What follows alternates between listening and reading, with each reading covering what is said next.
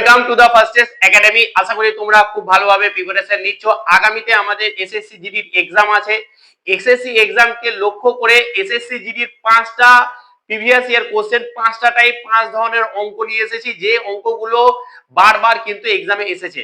তো সেই 5টা অঙ্ক আমি করাবো এবং 5টা ট্রিক শেখাবো, একদম ট্রিক্সের মাধ্যমে চুটকিতে কিভাবে অঙ্কগুলো করা যায় এবং অঙ্কগুলো সত্যি খুব খুব গুরুত্বপূর্ণ এবং কোন সালে পড়েছে সেটাও তুমি দেখতে পারবে। তো চলো তাহলে আজকের ভিডিওটা একটা দুর্দান্ত ভিডিও, প্রথম থেকে শেষ পর্যন্ত প্রত্যেকে ভিডিওটা দেখবে। আশা করি পরীক্ষার সামনেই দেখে যাবে এই টাইপের অঙ্ক হয়তো পেয়ে গেছো, তো অবশ্যই শেষ পর্যন্ত দেখবে। চলো তাহলে আমরা শুরু। প্রথম অঙ্কটা নিয়ে চলে এসেছি, খুবই গুরুত্বপূর্ণ প্রশ্ন। কি বলছে দেখো, বলছে যে কি 30 কিলোমিটার বেগে চলা এ বাইক কিছু দূরত্ব 2 ঘন্টায় অতিক্রম করে এবং অন্যদিকে বি বাইকটি 35 কিলোমিটার বেগে চলা এ বাইকটিকে সমান দূরত্ব অতিক্রম করে। ঠিক আছে, এ বাইকটির সমান দূরত্ব অতিক্রম করে, অর্থাৎ এ কত করছিল 2 কিলোমিটার, তাহলে আমাদের বিও কিন্তু 2 কিলোমিটার অতিক্রম করছে। তাহলে এ এবং বি বাইকটি যে সময় নিয়েছিল তাদের অনুপাত কত? দুর্দান্ত অঙ্ক, খালি আমাদেরকে সময়টা বের করতে হবে।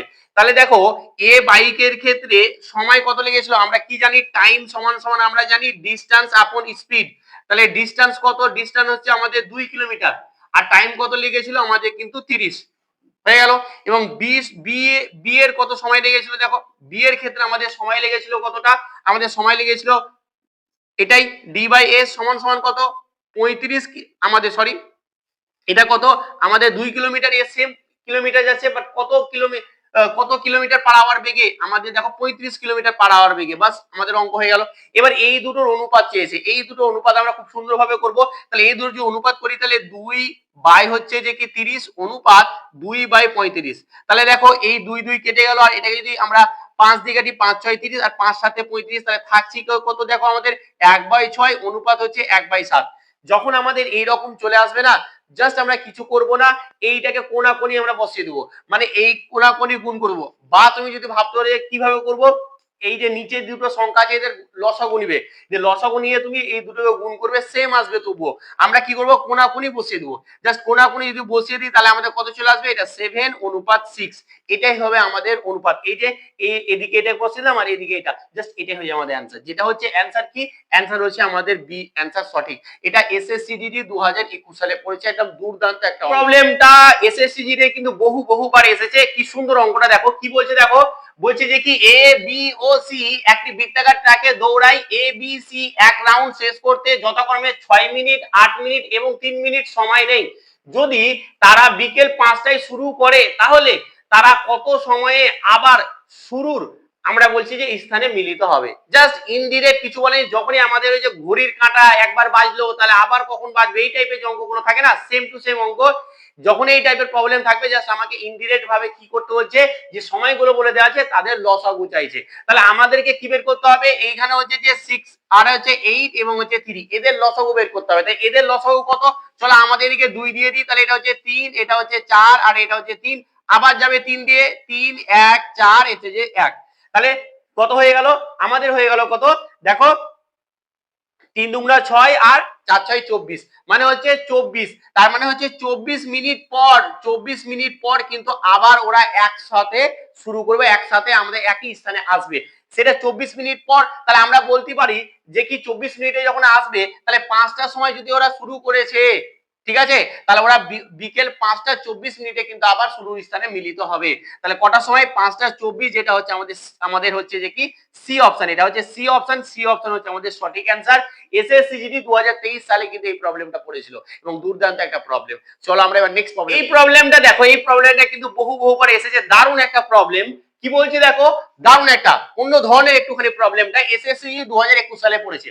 বলছে স্টপেজ বাদ দিলে একটি বাসের গতিবেগ হয় 60 কিলোমিটার পার ঘন্টা এবং স্টপেজ সহ, মানে যদি স্টপেজ থেমে থেমে যায়, তাহলে এটি 42 কিলোমিটার পার ঘন্টা বেগে চলে। তাহলে বাসটি প্রতি ঘন্টায় কত মিনিট থেমে গেছে। তো দেখো এইখানে দেখো, ওর অ্যাকচুয়াল যদি আমি বলি স্টপেজ নিবে না, তখন সে যাচ্ছে কত, 60 কিলোমিটার পার ঘন্টা বেগে যাচ্ছে। আর যদি স্টপেজ সহ নেই, তাহলে কিন্তু তার গতিবেগ কত হচ্ছে, তার গতিবেগ হচ্ছে 42 কিলোমিটার পার ঘন্টা। তাহলে আমরা বলবো যে কি ঘন্টাতেও কত, এখানে যদি যাই তাহলে ঘন্টায় আমরা বলতে পারি যে কত কিলোমিটার ও কিন্তু থেমে থেমে যায় বা বাদ পড়ে যাচ্ছে, তাই না, বাদ পড়ে যাচ্ছে। তো এত 1 ঘন্টায় যেতে পারতো, কিন্তু স্টপেজের জন্য কিন্তু এতটা কম গেছে। তাহলে কতটা কম গেছে, এখান থেকে এটা বিয়োগ করবো, মানে হচ্ছে বলতে হয় যে 18 কিলোমিটার কিন্তু ওই 1 ঘন্টায় কম যাচ্ছে। 1 ঘন্টা কত কম যাচ্ছে। তার মানে আমরা টাইমটা যদি এখানে বের করি যে 18 কিলোমিটার যাচ্ছে, সে কত সময় নিয়ে 18 কিলোমিটার যাচ্ছে কত সময় নিয়ে, তাহলে আমরা কি করব, এখানে টাইম, আমরা টাইম সমান কি জানি, ডিসটেন্স আপন স্পিড। তাহলে অ্যাকচুয়াল স্পিড কত, 60 কিলোমিটার, তাহলে দেখে 60 কিলোমিটার এটা দিয়ে ভাগ করব। তাহলে এত ঘন্টা কিন্তু ও কিন্তু থেমে যাচ্ছে। এইটা যেহেতু ওদের বাদ পড়ছে, এত কিলোমিটার থেমে যাচ্ছে। ঠিক আছে, এত সময় কিন্তু এত ঘন্টা আমাদের থেমে যাচ্ছে, কিন্তু ঘন্টাতে চাইনি, আমাদের চেয়েছে মিনিটে। তাই এটা কি করে দেবো, আমরা 60 দিয়ে গুণ করে দেবো, যে এত মিনিট হয়ে যাবে আমাদের অ্যান্সার। ঠিক আছে, এত মিনিট হয়ে যাবে আমাদের অ্যান্সার। তাহলে এই 60 কেটে যাবে, তাহলে আমাদের কত হবে, এটা হয়ে যাবে 18 মিনিট। 18 মিনিট হয়ে যাবে আমাদের সঠিক অ্যান্সার, যেটা হচ্ছে অপশন হচ্ছে আমাদের বি। এটা কিন্তু এসএসসি জি 2021 সালে পড়েছে। তো খুব সুন্দর একটা প্রবলেম। আর এই ধরনের প্রবলেম বা এই টাইপের অঙ্ক পেতে আমাদের চ্যানেলটাকে অবশ্যই প্রত্যেকে সাবস্ক্রাইব করে দাও, একটু বন্ধুদের মধ্যে শেয়ার করে দাও।